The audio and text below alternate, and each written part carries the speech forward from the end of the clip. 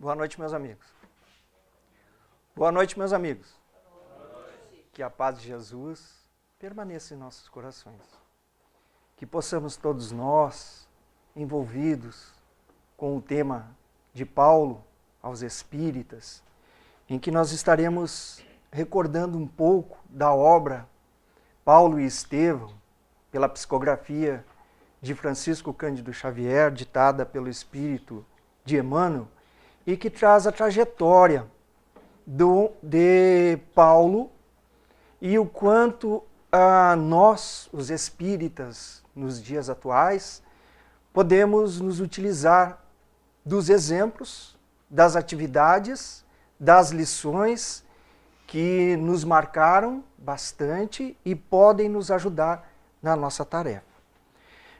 Então, esta obra de Paulo aos Espíritos, ela tem, então, o objetivo de nos ajudar a entender quem foi Paulo e também quem ele teria sido antes de se tornar Paulo. Ele teria sido Saulo. Então, nós vamos, no decorrer do nosso trabalho, fazer algumas considerações e falar um pouco sobre esta personalidade. Quem teria sido, então, Saulo de Tarso?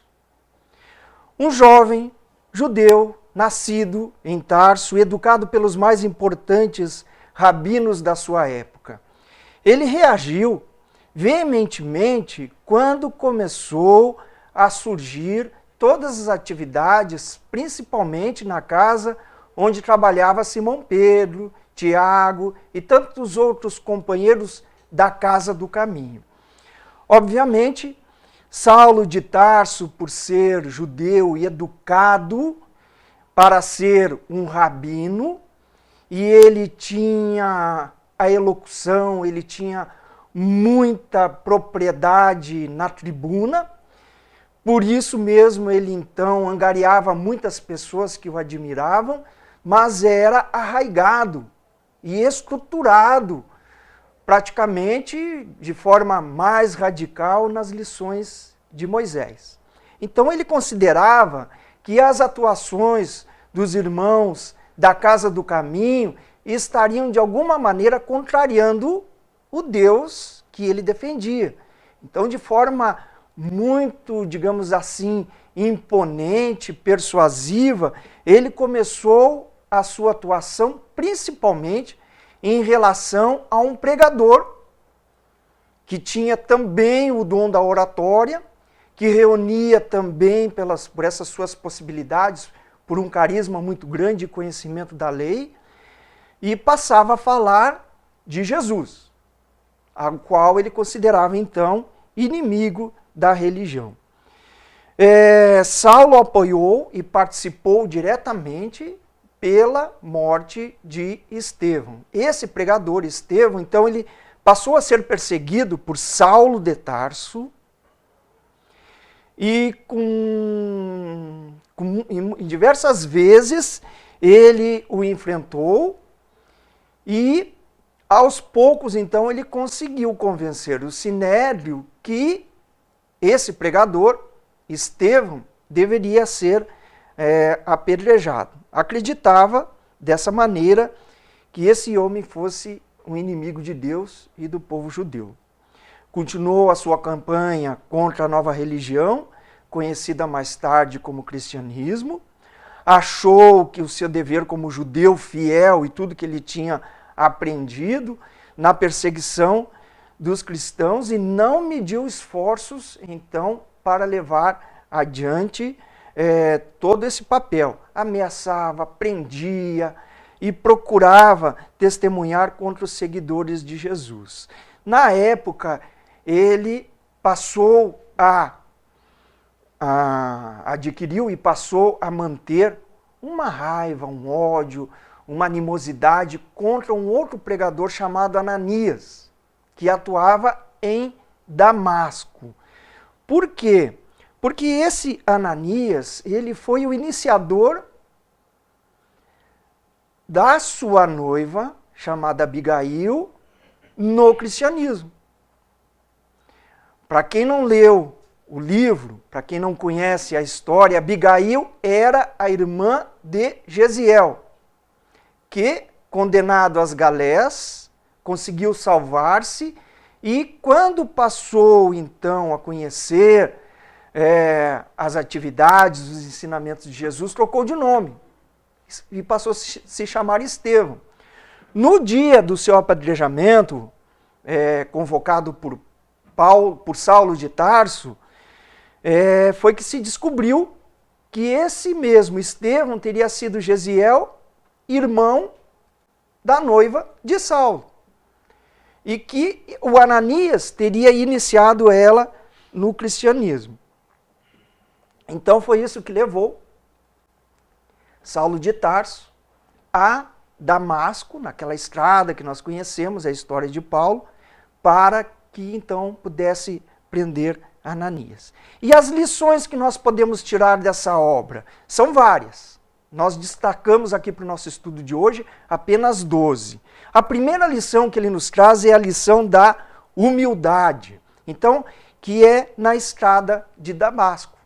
A primeira grande lição, que se deu durante o seu encontro com Jesus na estrada de Damasco. Foi naquele momento, nós vamos ver mais adiante como se deu tudo isso, mas naquele momento o equívoco que Saulo então vinha mantendo se tornara patente. E ele percebe que Jesus o havia chamado de diversas maneiras e em diversas outras situações. Algumas delas, as palavras lúcidas e firmes na fé do pregador Estevão. Por várias vezes, Saulo confrontou, em algumas situações ele chegava a dizer a Estevão, então, o teu Cristo te ensina a ser um covarde?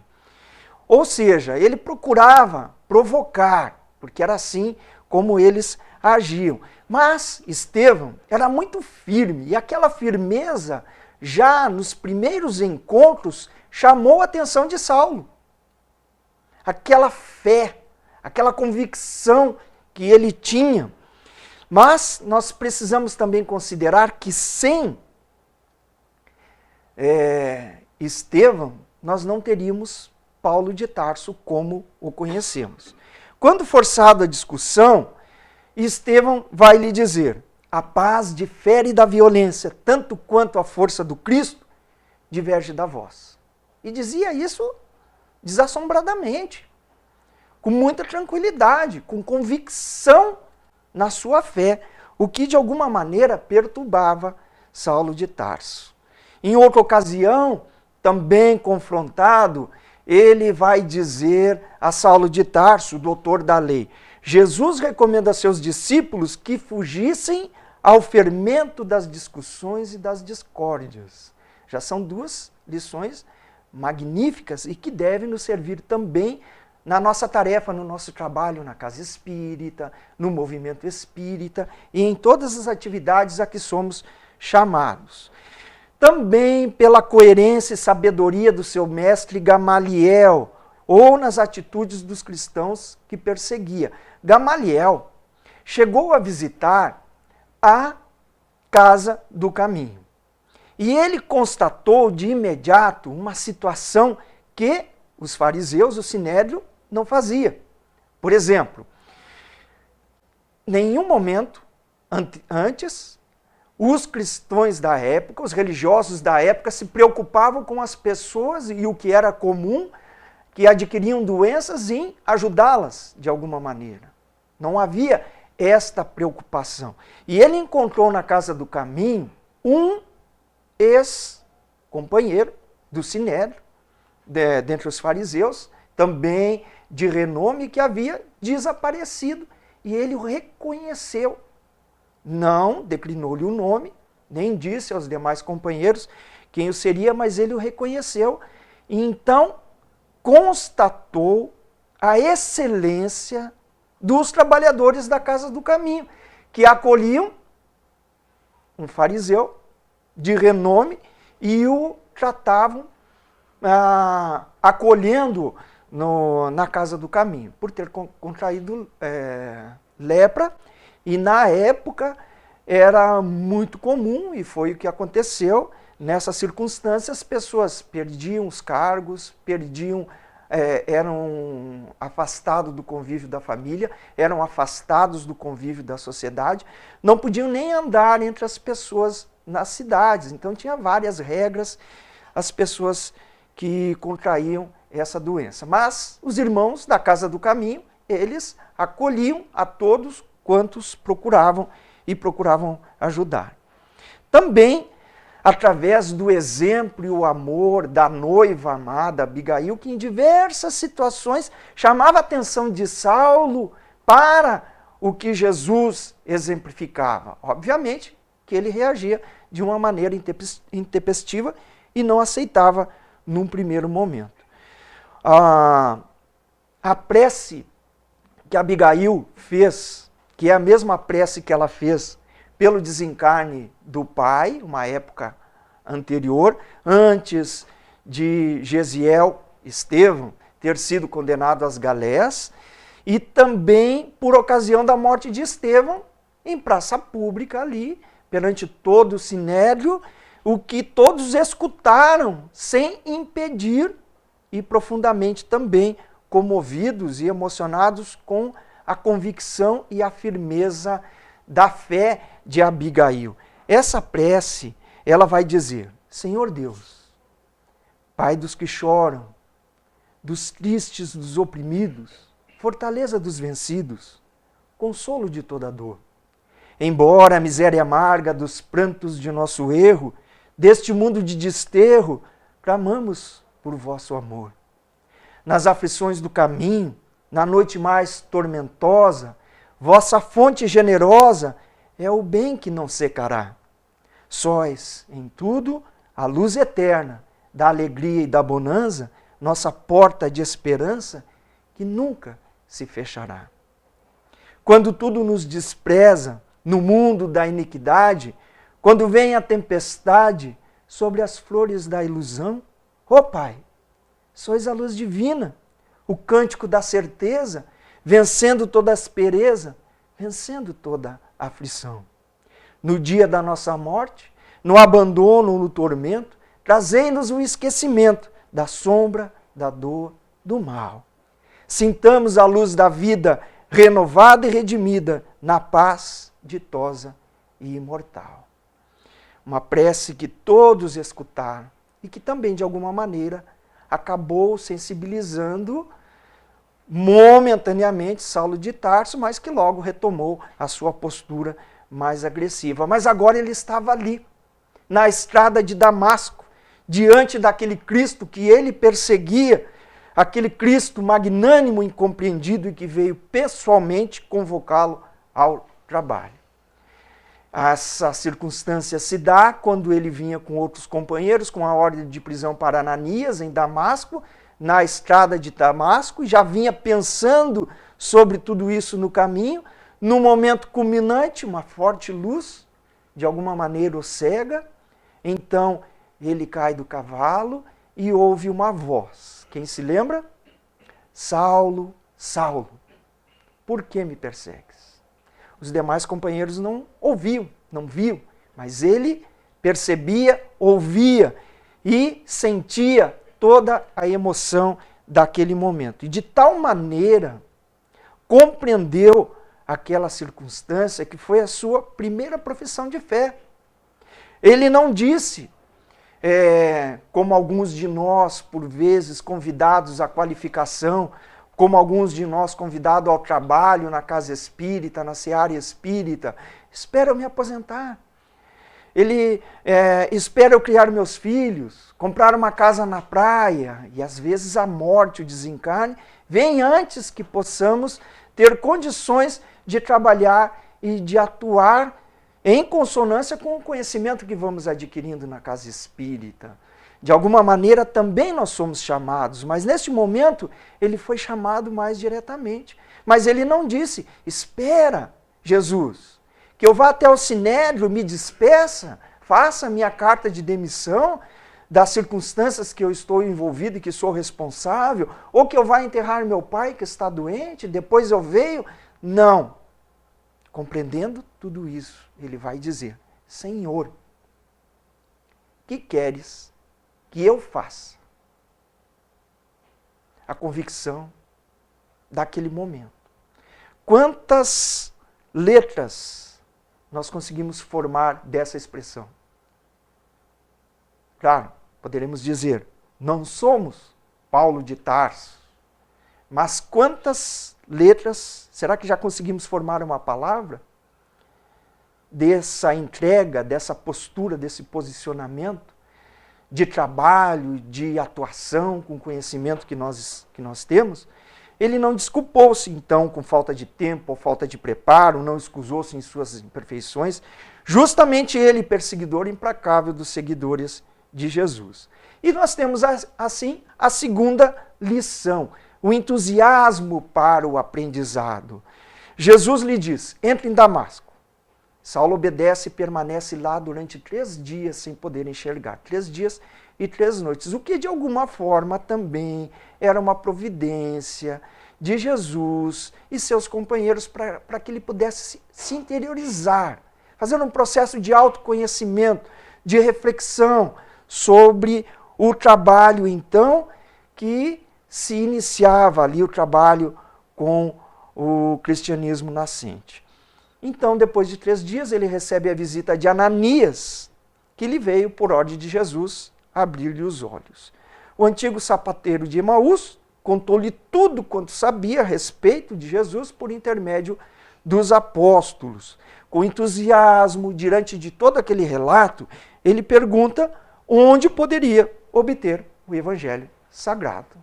Ananias abre-lhe os olhos, ouve o relato sobre os irmãos da Casa do Caminho, sobre Jesus, tudo que ele sabia a respeito disso, e ele de imediato já diz: onde consigo os evangelhos?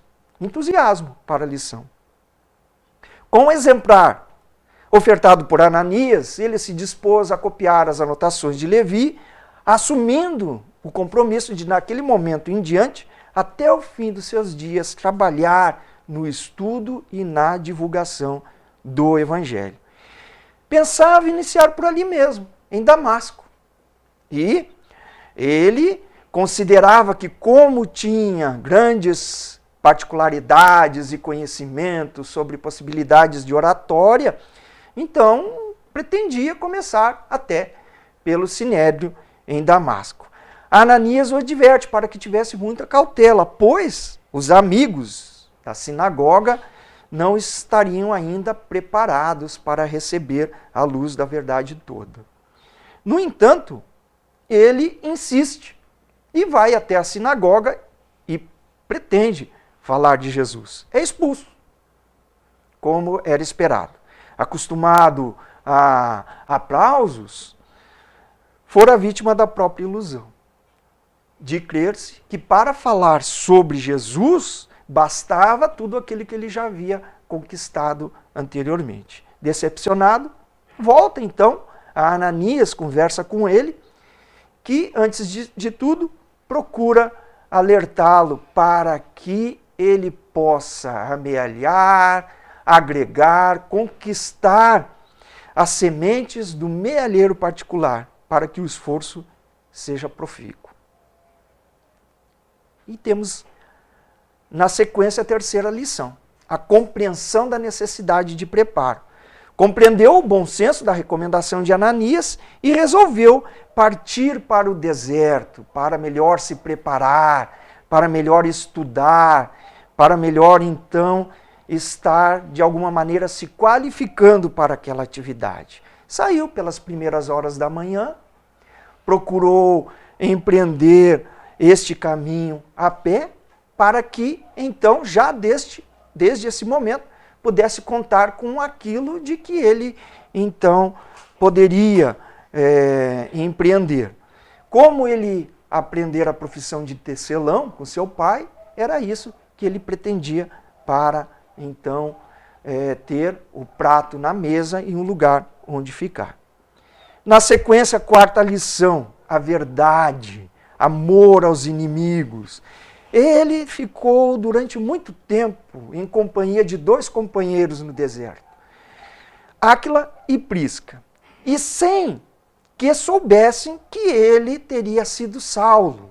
Estes dois companheiros, eles tiveram que abandonar a cidade em que moravam pelas perseguições que foram empreendidas quando Saulo de Tarso, nas perseguições aos judeus, eles abandonaram tudo que tinham e também foram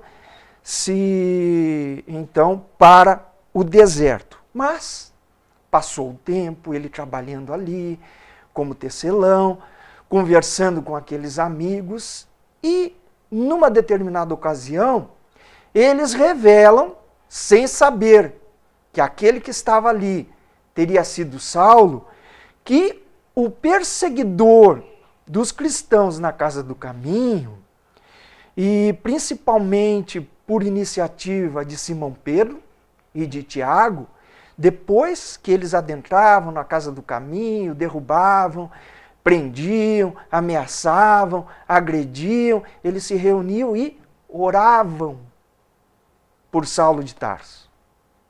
Isso era novidade para ele. Mas ele descobriu isso no deserto. Então aqui ele tem a lição, e que serve também para nós, do amor aos inimigos. Uma lição que ele aprendeu com Áquila e Prisca e também passou a realizar e orar em conjunto com aqueles companheiros. Porque, na realidade, eles o consideravam necessitado de auxílio.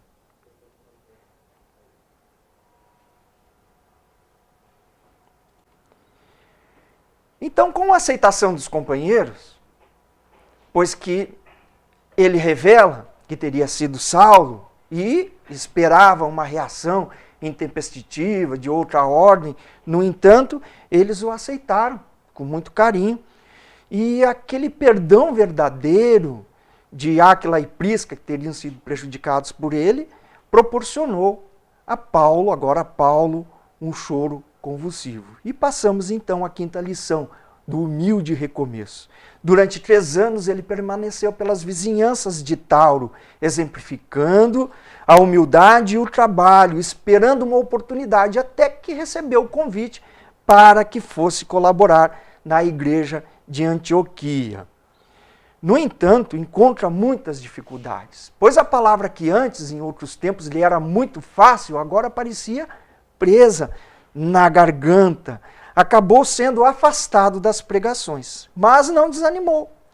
À tarde, enquanto fazia tapetes e sandálias em torno da igreja, conversava com os frequentadores humildes do núcleo de Antioquia sobre a missão do Cristo. E à noite, antes das pregações habituais, sentava-se com os operários, com os soldados, com as lavadeiras, lia trechos do Evangelho, provocando pareceres e diálogos. Saulo, assim, tornou-se então o amigo de todos.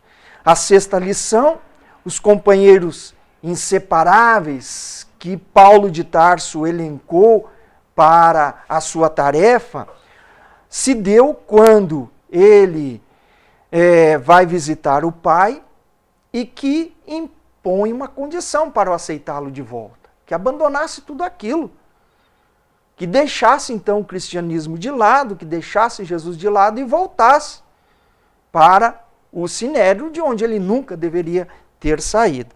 Obviamente que Saulo, então, Paulo decidido, ele então não aceitou e continuou afastando-se da cidade. Depois de muito caminhar, sem destino, atingiu os arredores de Tauro, parou um pouquinho para reflexionar, achou uma caverna abandonada, um pouco exausto, recostou-se, confiou ao mestre as suas preocupações e adormeceu. Então, desdobrado pelo sono, sentindo-se arrebatado, e relatada mais tarde na segunda epístola aos Coríntios, vai encontrar-se novamente com Estevão e Abigail. Nesta passagem nós vamos encontrar uma das passagens, das lições mais preciosas que nós temos de Paulo a todos nós. após o encontro, emocionado, quando ele percebe que os amigos estavam se despedindo, ele traz então 3 perguntas muito significativas, que era a circunstância que ele estava vivendo. Que fazer para adquirir a compreensão perfeita dos desígnios do Cristo? Ama, respondeu Abigail espontaneamente. Mas como proceder de modo a enriquecermos na virtude divina? Jesus aconselha o amor aos próprios inimigos, no entanto, considerava quanto difícil era semelhante realização. Como fazer dessa maneira para que a alma alcançasse tão elevada expressão de esforço com Jesus Cristo? E vem outra lição muito significativa. Trabalha, esclareceu a noiva amada. Abigail tinha razão. Era preciso trabalhar, atuar. Então, ele pergunta: que providências adotar contra o desânimo destruidor? Espera, disse ela, que nós poderemos também traduzir como confiar na providência divina. Confiar no local, na situação, no exato momento em que a solicitude divina nos colocou. Nenhum de nós está, por acaso, nesta instituição, nesse momento, com esse conhecimento espírita, num momento de transição, em que nosso mundo está deixando de ser um mundo de provas e expiações e se tornando um mundo de regeneração. Nós estamos aqui por acaso? É um capricho da divindade? Não. Existem tarefas bem definidas para cada um de nós. Nós renascemos nesse momento com essa proposta: trabalhar com Jesus, trabalhar no local onde Ele nos coloca, com amor, com empenho, procurando fazermos também daquelas lições que Paulo recebeu, que elas possam servir para nós, amarmos em todas as situações que se nos apresentem, amarmos os nossos inimigos também. Trabalharmos, não deixarmos para depois a possibilidade de estarmos atuando pela palavra, pelo conhecimento, pelo exemplo, em casa, no trabalho, na rua, onde estivermos. Confiar na espiritualidade, confiar em Deus, esperar com tranquilidade, conscientes de que esse momento difícil, necessário da transição, vai passar. E que nós temos um objetivo: colaborar com Jesus para que na tranquilidade, na compreensão, pelo que o Espiritismo nos esclarece hoje, também estarmos atuando mais diretamente em todas as circunstâncias da nossa vida. Paulo ainda pergunta: e os homens? Os israelitas agarram-se à lei de Moisés, intensificando o regime das hipocrisias farisaicas.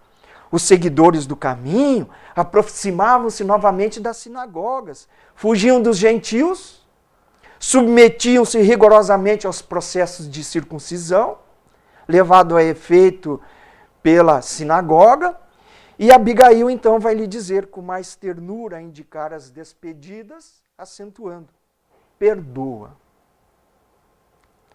Outra lição muito significativa.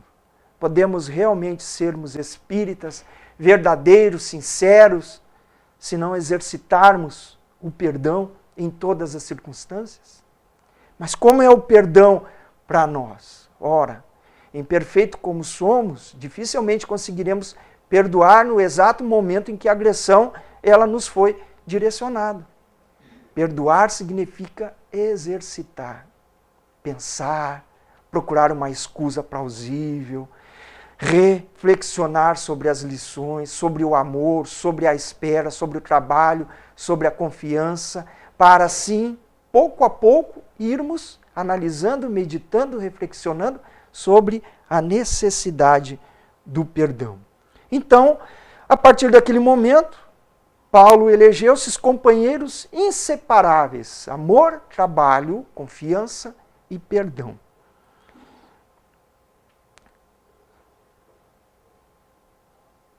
Consciente de que também ele carregava um fardo pesado e que necessitava do perdão de Estevão, de Abigail e de tantos outros. E na sexta lição, ainda, ele vai formular uma frase que muitos de nós conhecemos, também muito significativa. De agora em diante sou também escravo. Não mais me pertenço a mim mesmo. Sou servo de Jesus. Quantos de nós podemos dizer isso? Quantos de nós ainda somos prisioneiros das nossas coisas, das nossas atividades fora da casa espírita, fora do movimento espírita? Quantos de nós hoje somos prisioneiros do aparelho celular, das mídias? Quantos de nós nos tornamos ainda prisioneiros das coisas materiais? Mas é preciso começar a formular essa expressão. Não sou eu mais, sou eu mais que vivo. É Jesus que vive em mim. Não me pertenço mais, sou prisioneiro do Cristo, prisioneiro por opção. Não prisioneiro por coerção, prisioneiro por opção. Na sétima lição, a união para a força do bem, quando, segundo a inspiração de Estevão, ele inicia as famosas viagens para a divulgação do Evangelho, programa que se dedicaria até o fim da sua jornada. Então, na primeira viagem, há um fato de singular importância para todos os trabalhadores do Cristo, que também é uma lição de humildade, mas que tem aqui uma outra conotação. Marcos, impressionado com as dificuldades, ele decide retornar. Porque vejam bem, na época eles não tinham carro, lotação, ônibus, avião, trem para se deslocarem. Como é que eles faziam isso? A pé ou a cavalo, mas tinham poucos recursos, então como é que eles se deslocavam pela região? A pé, perante a chuva, perante o sol, percorrendo distâncias que, se a gente olhar no mapa da época e analisar essas distâncias que eles percorriam, hoje a gente faz por vezes em 2 horas, em 3 horas, em 4 horas, e levavam dias em deslocamento de uma cidade para outra. Fome, frio, chuva, calor, o sol, todos esses aspectos da viagem nós precisamos considerar. Então, Paulo se despede com muita tristeza, pedindo a Deus que abençoe aquele companheiro e o proteja. Mas lhe traz uma lição muito significativa. Não te esqueças que a marcha para o Cristo é feita igualmente por fileiras, por união, por unificação.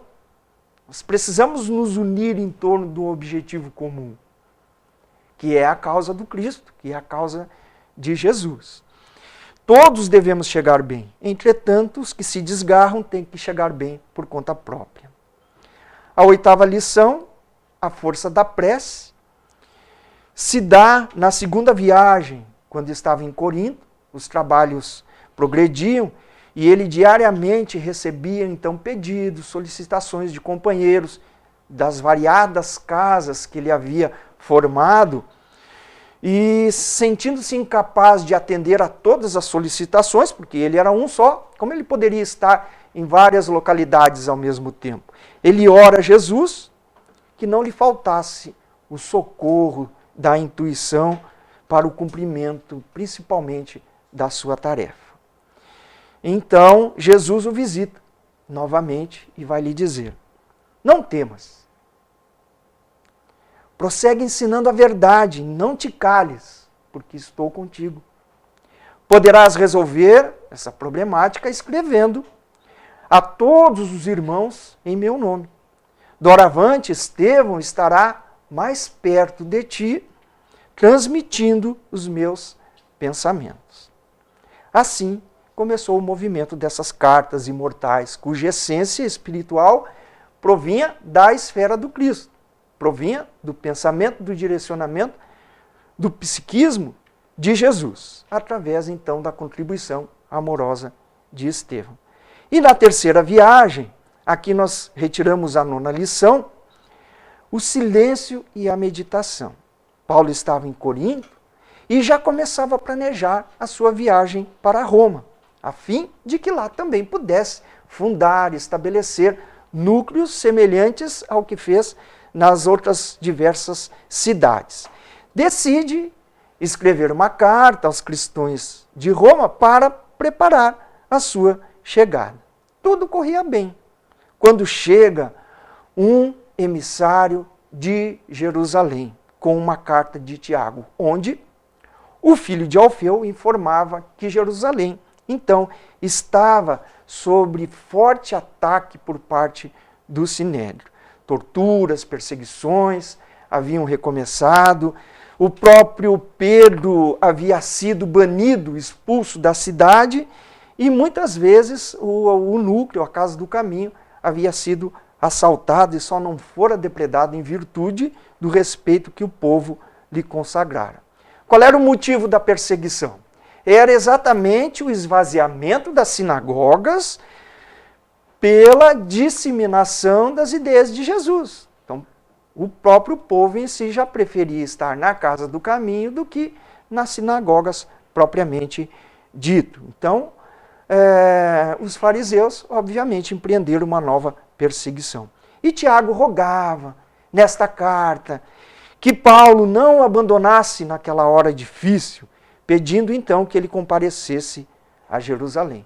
Procura um lugar reservado para meditar, lembra o passado, principalmente nos primeiros momentos, nos primeiros contatos com Simão, os companheiros do caminho, que Tiago sempre fora reticente e sempre tinha colocado uma barreira. Não o albergava como os demais companheiros. Ele era mais reservado e fazia às vezes observações mais rudes e mais secas. Então ele se lembrava disso. Mas agora ele tinha aquelas lições inolvidáveis, não podia odiá-lo, mas não se sentia à vontade para atender-lhe a solicitação. Ao desenrolar os pergaminhos, ao acaso, e aqui vem uma outra grande lição que praticamente todos nós fizemos na casa espírita, no evangelho no lar, em momento de dificuldade, né? Quantas vezes nós desenrolamos os pergaminhos do evangelho segundo o espiritismo? Que já não são mais pergaminhos, né? É um livro. E quantas vezes a gente abre ao acaso, pedindo a inspiração, esperando a inspiração de alguma dificuldade. E ele leu então a anotação que aquela época era exatamente no sentido da preocupação dele, e hoje, quantos de nós temos essa experiência? Estamos com uma dificuldade, abre o Evangelho e é exatamente o que nós precisamos para a nossa reflexão.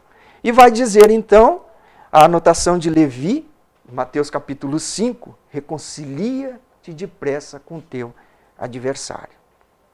Refletiu que não era justo alimentar caprichos pessoais e resolveu partir para Jerusalém.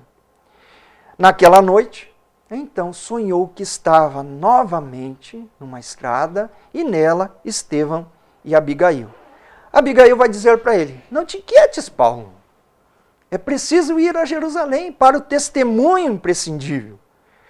Paulo então pensou que ele estava planejando ir a Roma e, obviamente, Abigail, ela lê, entende, compreende os pensamentos de Paulo e vai dizer: irás a Roma para cumprir também um dever. Não, porém, como queres, mas de acordo com os desígnios de Deus. E depois será a nossa união eterna em Jesus Cristo. Aquelas palavras caíram nele como uma profunda revelação. Temos então a 10ª lição, quando ele já preso e estava sendo conduzido a Roma para o julgamento final, onde ele seria condenado à morte. Nesta última e derradeira viagem, onde ele seria julgado, as pessoas vieram para se despedir, então havia uma multidão de pessoas, de velhos, de senhoras com dificuldades, de crianças, de muitas pessoas humildes que adoravam a Paulo e vieram ali para se despedir dele. À medida que a embarcação ia se afastando, Lucas, muito emocionado com aquela multidão de gente que ele nunca tinha visto, falou: registrarei isso que aconteceu nas minhas anotações. Como tu fostes amado, por quantos receberam das tuas mãos o carinho, o entendimento fraterno. O apóstolo, então, numa outra lição de humildade, se expressou assim: não, Lucas, não escreva sobre virtudes que não tenho. Deves falar sim sobre o favor que o mestre me dispensou às portas de Damasco. Comente os obstáculos, os empecilhos, as dificuldades do caminho, para que os futuros discípulos não esperem a redenção espiritual com repouso falso do mundo, e sim com trabalho áspero, com sacrifícios abençoados pelo aperfeiçoamento de si mesmo. Escreve, portanto, tuas anotações de modo mais simples, e nada comentes que não seja para a glorificação de Jesus, e não de Paulo. Também temos a lição 11ª, a coragem moral. Quando, no final da jornada, depois de preso e levado até os cemitérios de Roma, e receber a notícia do militar que chefiava a escolta, de que ele, por sentença de César, seria executado naquela tarde. Ele vai dizer: os discípulos de Jesus não temem os algozes que só lhes podem aniquilar o corpo. Ali foi uma surpresa. Pois aquela mesma convicção, força, coragem, fé, sinceridade, amor a Jesus que Estevão apresentou quando envolvido por ele agora havia adquirido, pois respondeu da mesma maneira, com a mesma convicção.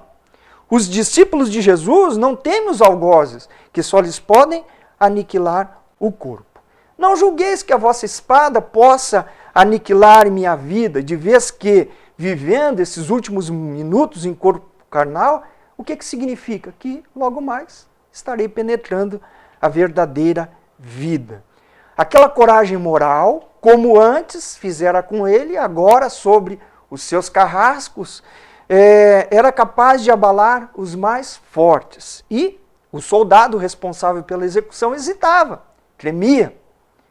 E novamente, Paulo então dá o testemunho da coragem moral. Não temais, cumpri o vosso dever até o fim. O trabalho permanente. Após a execução, Paulo então desperta na verdadeira vida. E quem lhe vem abrir os olhos, dessa vez para a vida espiritual? Ananias.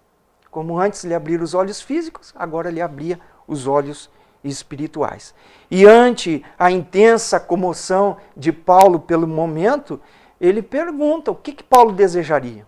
E ante, então, aquele questionamento, ele vai dizer que o primeiro desejo seria visitar os lugares onde esteve, onde fundou núcleos, mas principalmente aonde ele teve outras dificuldades, para que ali pudesse orar a Jesus, ofertar o agradecimento. E assim, aos poucos, então, com os demais companheiros daquela pequena excursão, eles percorreram todas as cidades, todos os caminhos, e ali, então, cada uma delas agradeceram.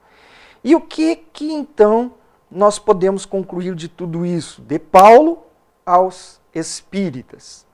Ele também participou da equipe do Espírito de Verdade, nas mensagens do Evangelho segundo o Espiritismo. Nos capítulos 10, o item 15, sobre o perdão, o capítulo 15º, o item 10, fora da caridade não há salvação, um texto muito significativo em que ele vai dizer que ainda que falasse a língua, lembra? Dos anjos, sem amor, ele nada seria. Sem a caridade, ele nada seria. Também respondeu a questão de número 1009 de O Livro dos Espíritos a respeito da eternidade das penas, juntamente com as dissertações de Santo Agostinho, Lamennais e Platão. A todos os espíritas, Jesus acaba enviando um Estevão para falar a razão, uma Abigail para tocar o coração, um Gamaliel para ensinar a sabedoria divina, um Ananias para abrir os olhos. Eles estão em torno de nós. Por vezes são os nossos inimigos. Por vezes são os nossos facilitadores, por vezes são os companheiros da casa espírita que nos instigam, que nos convidam, que nos chamam à qualificação. Eles estão por aí, basta que nós identifiquemos de que maneira se manifesta o chamado de Jesus, também a todos nós. Confia as tarefas de consolo aos filhos do Calvário, a fim de que cada um possa fazer a sua autotransformação. E mesmo que possa existir um abismo de distância entre nós e Jesus, sempre teremos melhores recursos para transpor as sombras do mundo e ir ao encontro do Mestre, que em alguma encruzilhada da vida virá ao nosso encontro. O Cristo espera que ouçamos o seu chamado. Tomemos a nossa cruz e sigamos os seus passos até o fim dos nossos dias. Sempre perguntando, sempre procurando formar essa expressão e nos colocar efetivamente à disposição de Jesus, aonde Ele nos colocou, dizendo nas entrelinhas, na nossa qualificação, na nossa tarefa, no vir à casa espírita: Senhor, que queres que eu faça? São as lições, então, de Paulo a todos nós. Que possamos enriquecer esse trabalho de hoje com a leitura, se ainda não fizeram, os queridos amigos, da obra Paulo e Estevão, pela psicografia do Chico, um livro ditado pelo Espírito de Emmanuel. Muito obrigado a todos, uma boa noite, que Jesus nos ampare e nos fortaleça hoje e sempre.